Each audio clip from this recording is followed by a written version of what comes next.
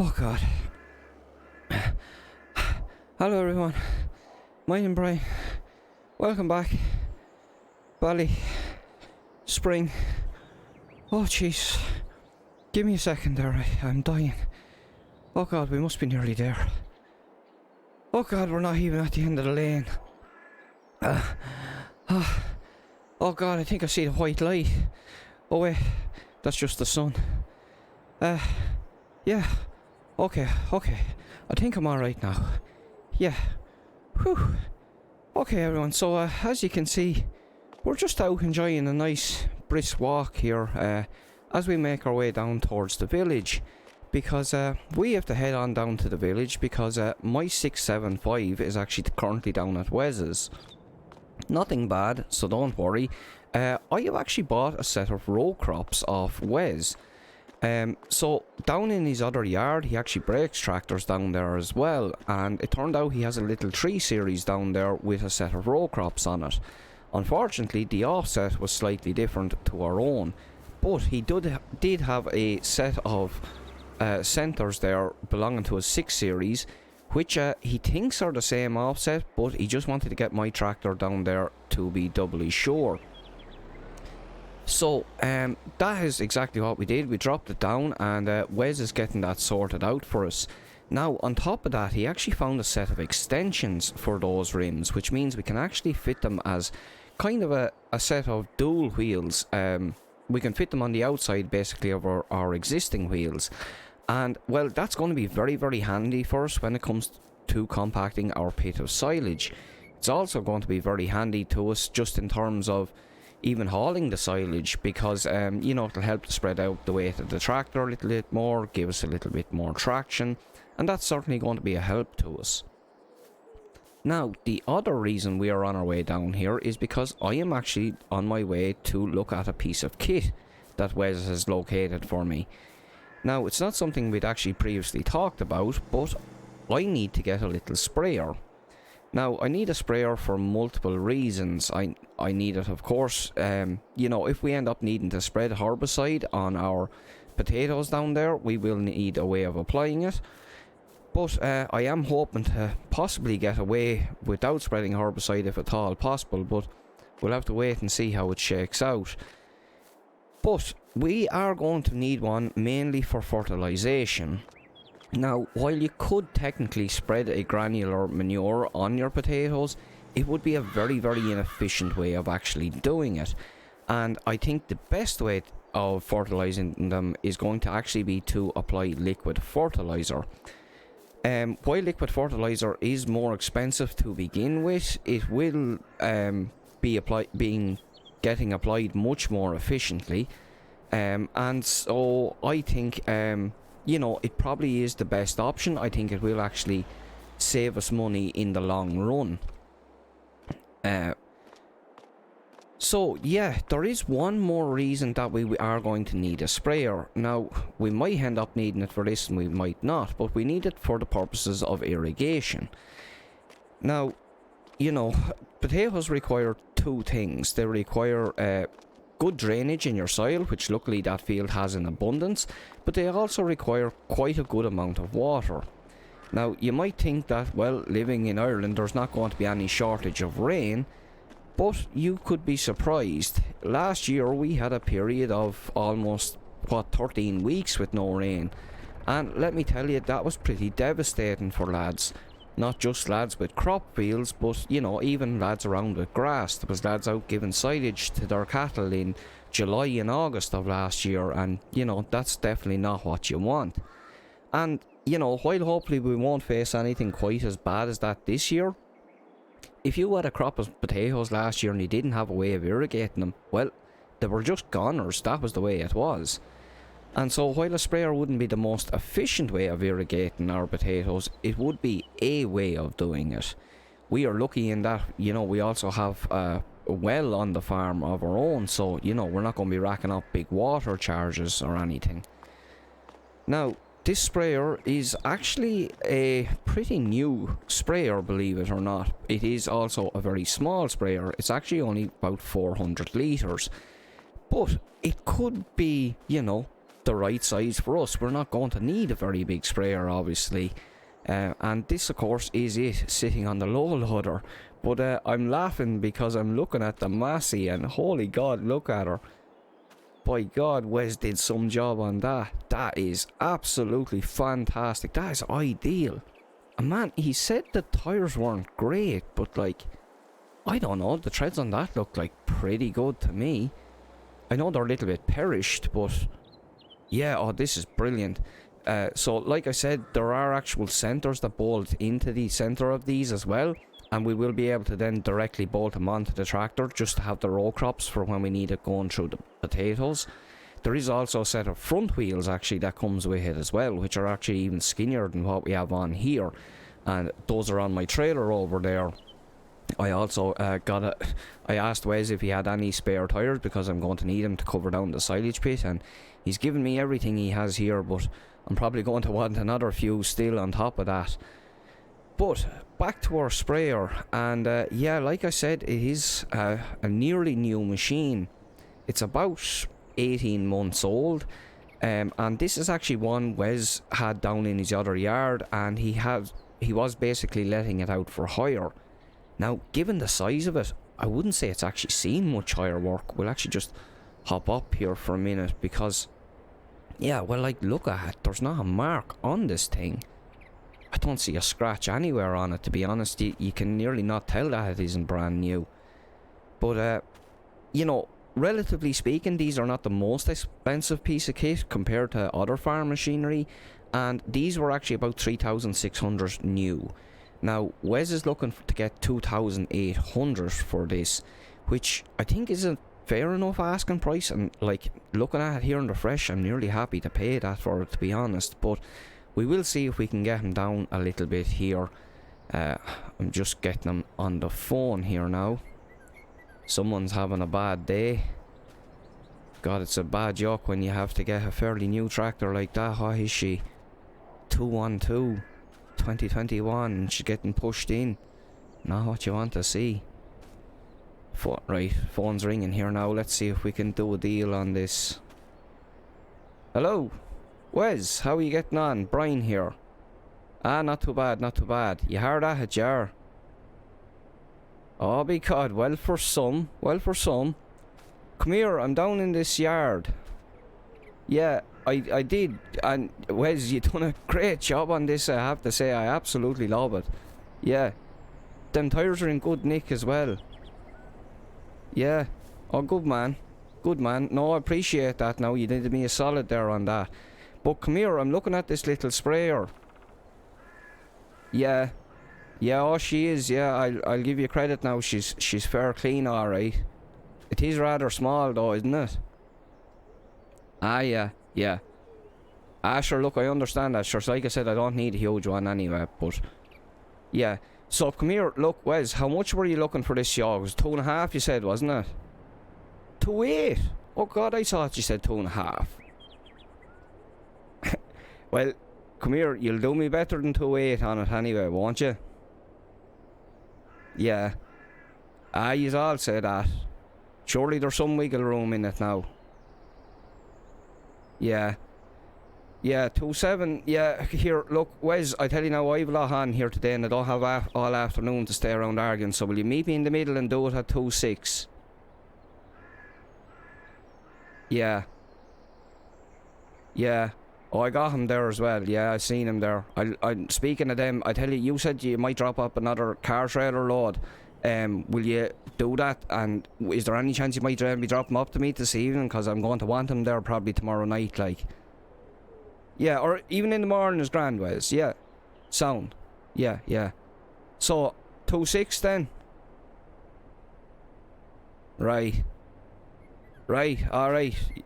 Look, like I said, I'm not going to argue with all day. I'll give you the 2.7 on it then. That's alright, I'll take it off you.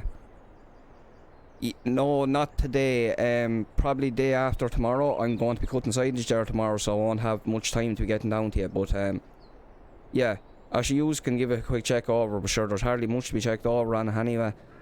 Yeah. Alright, sound. And 600 I owe you for the tyres. Yeah. That's alright. I'll make out a bad check here for this man, so. Yeah, alright, Wes. Alright, Wes. Yeah, alright, good luck. Good luck. Bye, bye, bye, bye. Right, well, good news. We have a deal. 2-7, €100 off. Not the best, but sure, look, I think we're getting a fairly good price on it, to be honest with you. So, yeah, happy enough. Right, I'll get into our tractor and I'm going to grab this low loader and head back up to the farm. And we're actually heading away on a little bit of a job for another man then.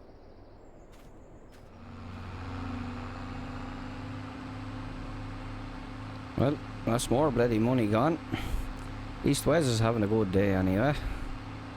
Now, we are actually on our way down to a man named Don. Now, I only met this man the other night, but I've ended up getting a little bit of work off him.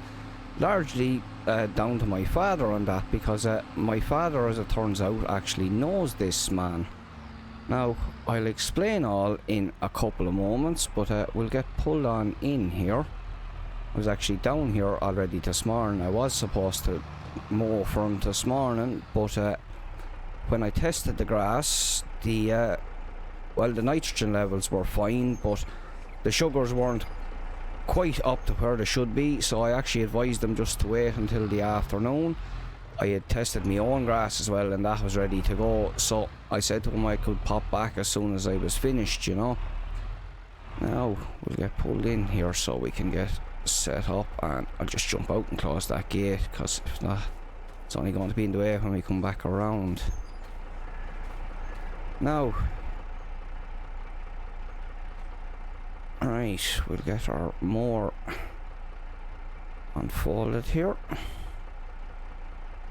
and we'll get her turned on.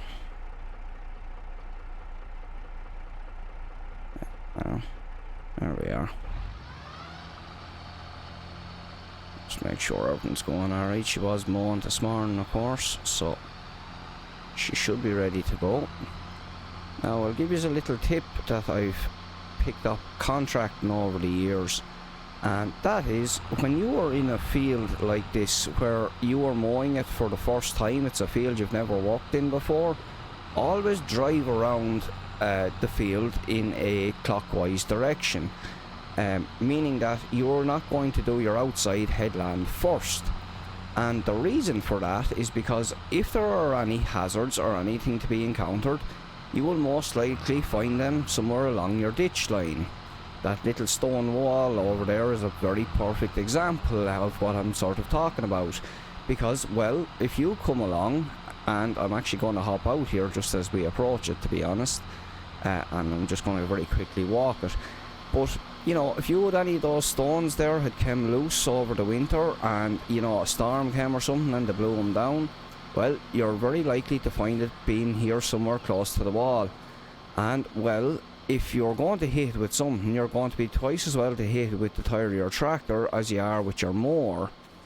You know, generally speaking, lads look after their fields fairly well, and, you know, if there was some sort of danger or anything around the place, lads would usually warn you about it. But, you know, sometimes mistakes happen. I remember there when I was contracting there with the last guy I was working for, and I was working in a field, and I'd actually worked that field numerous times. I'd cut it for probably 5 or 6 years, but this one time anyway, I went out and I was just doing the opening headland, and I was about 3/4 of the way around when all of a sudden there was a clatter and a bang, and I lifted the mower as quick as I could, but I wasn't quite fast enough, because what I'd actually done was run straight over a pallet that the farmer had forgotten about. So he used to store a few old silage bales out in the field, and he used to always store them up on pallets, and whatever happened this year, he ended up forgetting about a couple of the pallets, and sure, the mower went over him and took the brunt of it. And, like, you know, it wasn't too bad. It blunted a couple of blades and we had to take them off and turn them around, but, you know, we were able to get going again. But, you know, I remember another time I hit a cinder block that was left out in a lad's field, and let me tell you, that done a fair bit more damage than what an old pallet had do. So, like I say, it's always best practice to leave that outside headland until you've done a couple of your inside headlands there or whatever, and even if you cut it short, because, you know, at the end of the day, a puncture there on the tyre of the tractor is a lot better than, you know, paying a heap of money to get something fixed on the mower, because as I'm sure a lot of you know, parts for any of these yokes normally don't come too cheap. Now we'll get off there again. Now we'll put on one more headland here just to leave it handy for when he's rowing it. I'd imagine he's going to put on 2 headlands with his little rower there.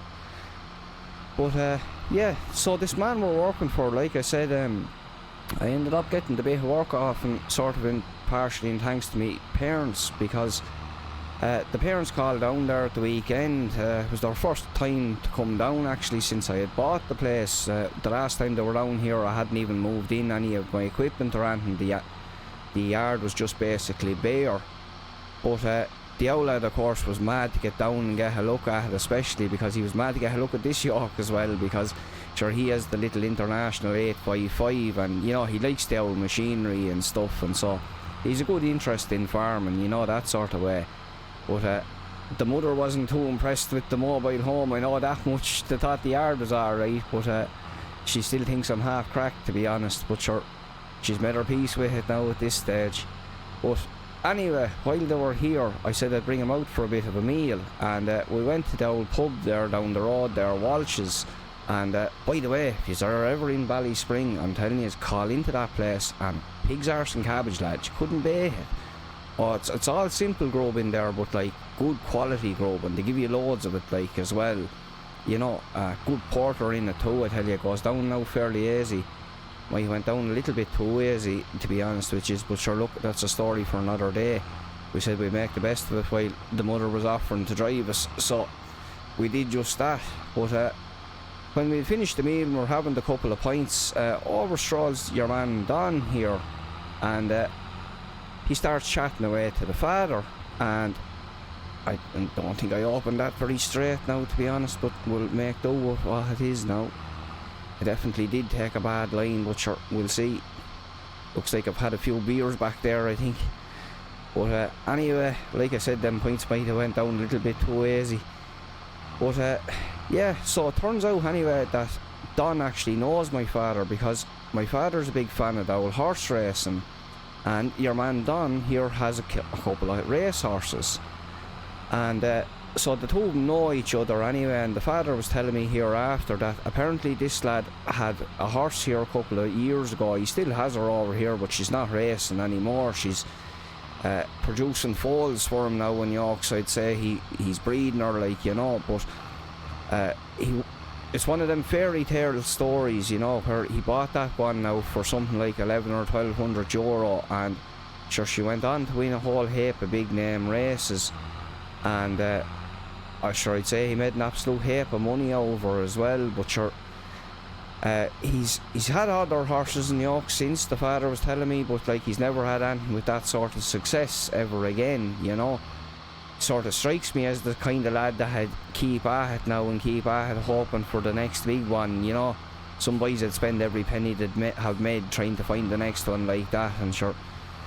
But sure, look, I suppose it's a hobby and it's a passion with a lot of them, and so you just have to sort of let them go on and do their thing and learn their own lessons. It isn't that it, but anyway, while we were chatting, he said to me, oh, he says, you must be the chap that took over Kevin's farm down there. And I says, I am, yeah. And he says, oh, I saw you out there mowing, he says, one day, and he says, I saw you out another day there. He says, you were doing a bit of baling. He says, you pulled right out in front of me, he says, with a load of bales. I says to him, Jesus, said, I didn't think I'd pulled out in front of anyone. I says, I definitely don't remember that. And he says, oh, I'm only messing with you. He says, no, he said, I saw you hauling them. And he says, I tell you what, he says, that's a quite fine moor you have. And I says to him, oh, the old Pottinger. I says, yeah, she's good yoke, all right. I said, I was doing a little bit of work, hire work for lads, I says, before I moved here. I says, and I was only really mowing and baling, so I said I needed a good quality mower, you know. And he says to me then, he says, you don't still do a bit of hire work by any chance, do you? And I says to him, I do, yeah. And he says, well, God, he says, I'm in awful bother down here. He says, I have 2 fields, he says, to be cut down, and me mower, oh, it's shot, he says, it's gone, it's completely seized up, he says.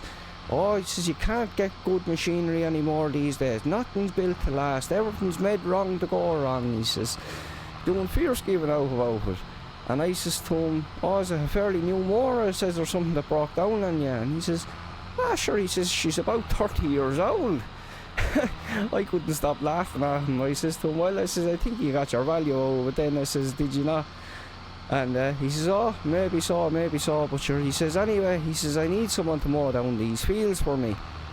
And I says to him, sure, God, I said, that's no problem. I says, I'd get down to you there. I says, maybe they're, you know, early in the week. I says, or whenever you want. And he says, oh, the quicker the better. He says, you can get down to me. He says, because it should have been knocked down last week. So I said to him that was grand anyway, and he said he'd actually get me to bale this field for him then as well. Now, the other field across, he actually just wants me to put 2 headlands on there, and he just wants me to bale the headland on that as well, because he has a little square baler there of his own, so he's going to square bale up the rest of it, I presume, but he just wants to pick up the headland, I suppose, to leave it handy for him. Does take the work out of it, because those square bales can definitely be a little bit of a nuisance there if you're dropping them on the headlands, you know. Right, so we've moved on to the second field, and we're making pretty good time here. They're not huge fields or anything, so yeah, we're making fairly handy work of them. Now, as soon as we get back up the top, I must just stop and give you a little look at Don's setup down here. He has himself a little bit of a small holding down here, I guess you could say. Well, it's a nice little setup he has. Tell you, has a little Massey Ferguson up here, and by God, he's quite clean, I'll tell you that much. Yeah. We'll just get that lifted. We'll actually just stop everything off here for a second. And we'll jump out. Yeah, so like I said, yeah, he has a nice little setup here for himself. He has a transport box up there, and tell you that jock must have cost a few pound, but yeah, I suppose he needs it. Tell you, it's a nice day down here, isn't it? My God, the sun has really come out now. But yeah, I spied this little yoke away in the shed here. I thought it was a 240 or something at first, but it's a 253. God damn, this thing is absolutely immaculate. I don't know whether he's after getting it restored or what, but like, there isn't a mark on it. There's just like, there's one little bit of paint there on the front you can just about see on the grill, but like, that's pretty much it. Yeah, maybe he brings it to tractor runs or something like that, but tell he looks after it anyway. He has a little John Deere baler in the corner there as well, and she's a fairly clean little yoke. Let's see if we can squeeze in here. Couple of bits of rust and a few marks on her and yokes, but yeah, it's fairly clean looking little baler. He must bale away down here. He's like he said, he wants to keep the rest of this one for square bales, so probably doesn't keep a big amount of them, but sure, I suppose it's just handy for feeding the old horses there. And he has a little rake and yokes there as well. And oh, this must be the famous mower. Aye, she sort of looks like she might have seen her day now, alright. It's definitely an old machine. But sure, 30-year-old me giving out about it, you know. Because that's a big trailer he has. I wouldn't like to be hauling bales on that jock. But sure, you know what they say, it's not the size that matters. So, little tether as well. Small yoke, but sure, gets the job done, isn't that it? And yeah, these are his horses. And look, he has a couple little foals out there as well. Ah man, size of them. God, they're lovely little yokes, aren't they? With that one there walking away from us, the sort of light brown coloured horse with the sort of blondie colour mane, that's Rigid Mind. That's the horse that made him all the big money. I presume that little one there must be her foal. She's passing under, doing tricks. And that one's bucking around now. God, they're having great crack. God, my father would love it down here, I tell you. He does love the horses. I've been always getting on to him to get a couple of horses, but he was saying he might keep a few sheep there now in the land behind his own place. But yeah, Jez Don has a grand setup down here, little stables and yokes, and yeah, sure, I suppose you need a good setup. Right, anyway, I'm going to tip on with the rest of this, and once we get finished, we're going to head back up to the farm, because it's not going to be long for evening now. It's heading on for about 4 o'clock, and we need to make a start of our own. So yeah, I'll talk to you once we get back up. Right, home sweet home. I'll eventually get used to calling it that. But yeah, we're going on out to finish up our run. It is, what, 7:20 here now, and man, I still cannot get over that Massey on the doolies. She really does look huge. Wes did a bang up job on that, in fairness to him. As you can also see, I got my little flail mower out, and haven't really done anything with it yet. Just sort of propped the hop so I could get a bit of a look at it and make it a little bit easier to work on it whenever I do get on to it. I pulled out her little buck rake as well, as you can see over there. That thing will hopefully come in pretty handy for us with the silage. Now, it is time to talk about what I have been avoiding since the last episode, which is this heap of scrap. So, I haven't had good news, and we'll talk about it while we're getting our run done here, because I want to get finished up. But yeah, haven't had good news on that front. So, the other day I decided it might be a good idea to go ahead and maybe mow down a little test strip of grass and run it through it, because, you know, even though I'd seen it running up in his yard, there is no substitute for seeing material actually running through it. And as it turns out, it was a good idea that I did that, because well, we ran into a little bit of bother. Now I just want to close this gate. So when I brought it out, like I said, I ran the little test strip through it, and she was picking it up, and it was actually firing it out into the trailer and all, but it felt like a machine that was under pressure, I'll put it that way. And you know, you just sort of get a feel for these things sometimes after working on them for years. But when I got it back into the yard and I left off the trailer, I said I'd dump up the little bit of grass in front of where Kevin's cattle were going, because you know, they'd munch away on it. And when I dumped it out, I noticed that the grass was all long and stringy. And well, you should not have long stringy grass coming through a machine like that. It should be, in fact, very finely chopped. And well, that led me to believe, you know, there was obviously a problem there. So I ended up taking off the pickup, and I just wanted to get a look in at the chopper box to see, you know, was something loose in there or anything, but no, everything there looked fine. So the way those machines essentially work is you have the pickup on the front, and that picks up your grass and throws it into the back. You have your chopper box then, which is basically like a set of spiked rollers, which crush the grass and help to pull it back into your blade wheel. The blade wheel sits right behind the chopper box, and that is exactly what it sounds like. It is a big wheel with about 10 blades bolted onto it. And at the back of that, there is a set of paddles on the back side of the wheel, and those help to blow it up and out the chute. Now, when I took off the covers and I got a look in at the wheel, the first thing I noticed is that there was actually a pretty significant gap in between where the wheel, or where the blades on the wheel and the chopper box were. Now, I don't know what it should be exactly, but I know it should only be like a few mil. I was looking at a gap that I could have, you know, nearly put my hand in beside. And so I thought that might have actually been the problem. So I thought then maybe I could adjust it. So I locked down the shaft anyway, and I tried turning the wheel. You can turn it on the threads once you lock the shaft, and it basically winds it in. And as I was doing that, I noticed that some of the blades seemed pretty well worn, and in fact they kind of looked almost curved.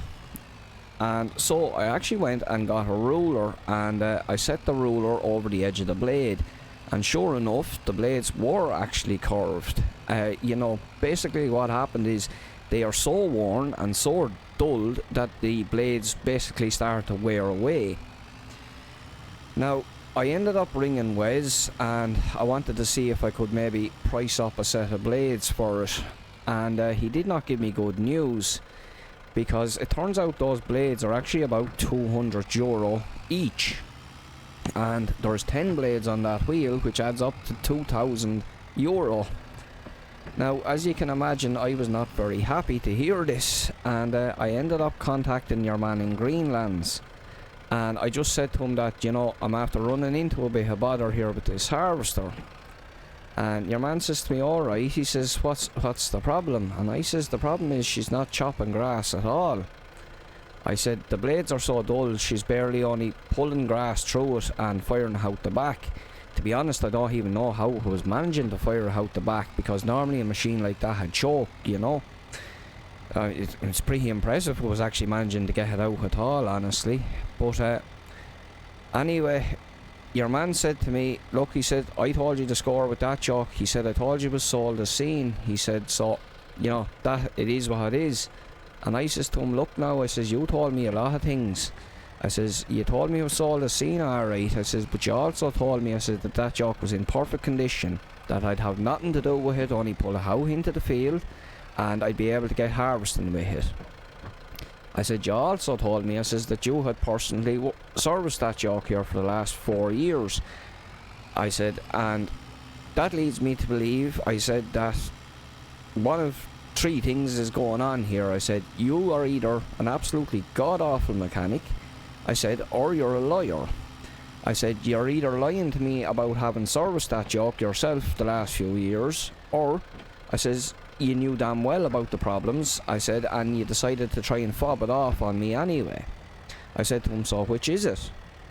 And he said to me, oh, I didn't try to fob it off at all. He said, the last time I looked at that jock, he said, was about a year ago, he said, and at the time them blades were in perfect condition.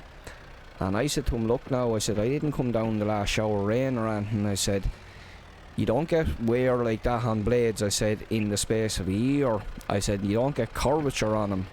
I said, if you cut every field in Ireland, I said, you wouldn't get wear like that on them in a year. I said, so now, tell me another one.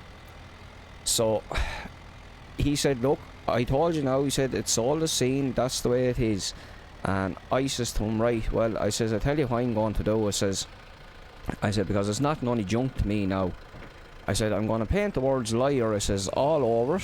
I says, then I'm going to drive back up to Greenlands. I said, I'm going to dump it in the middle of your gateway. I said, and I might even chain it to the bloody gate.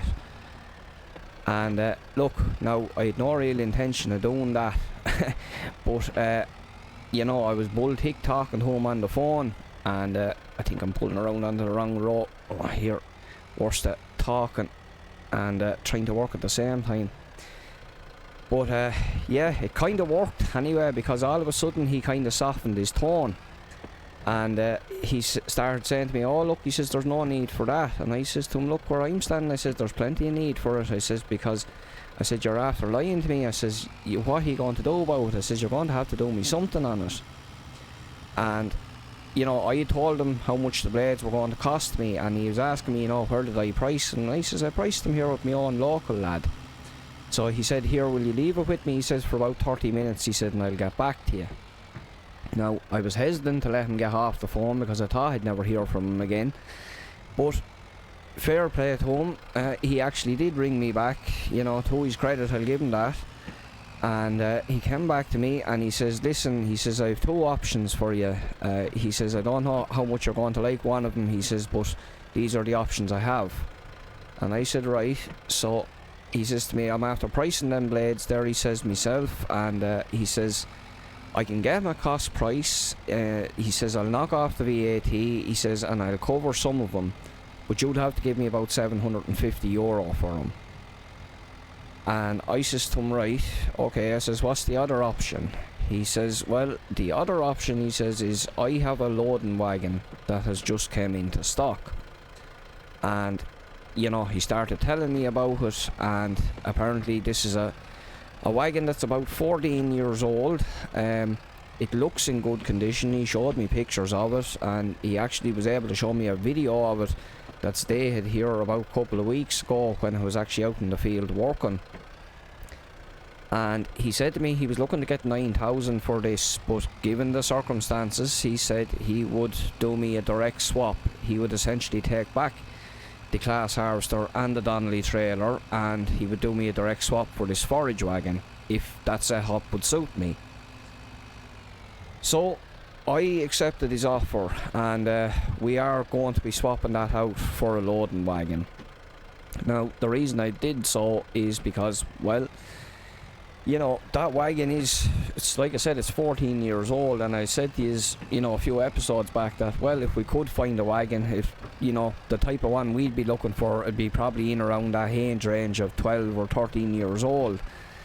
And you know, it does look a nice one in the pictures. It actually has a slightly higher capacity on it than what that trailer even has. I'd say you'd probably haul more grass per load in it.